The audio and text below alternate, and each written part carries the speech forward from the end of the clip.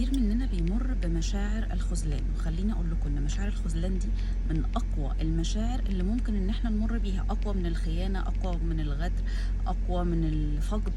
مشاعر الخذلان دي لانها مشاعر مركبة.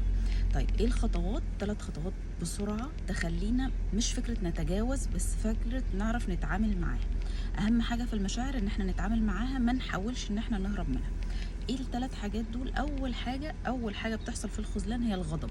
فاسمح لنفسي ان انا اغضب، بس افرغ مشاعر غضب، بلاش تتحول لسلوك. مشاعر غضب يعني اعيط، اصوت، اصرخ، اعمل كل اللي انا عايزه، بس افرغ المشاعر بتاعه الغضب دي وابعد تماما عن السلوك. فاول حاجه الغضب.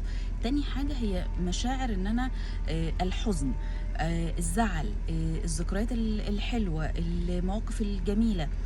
فاتعامل مع مشاعر الزعل، واحاول ان انا اعيش وزعلانه وابقى زعلانه واعيش المشاعر دي، عشان ما تتحولش من زعل او من حزن لحزن وتفضل مكمله معايا وافضل عالقه في المساحه دي ناس كتيره بتفضل عالقه في مساحه الحزن دي، ويكمل معاها مده كبيره.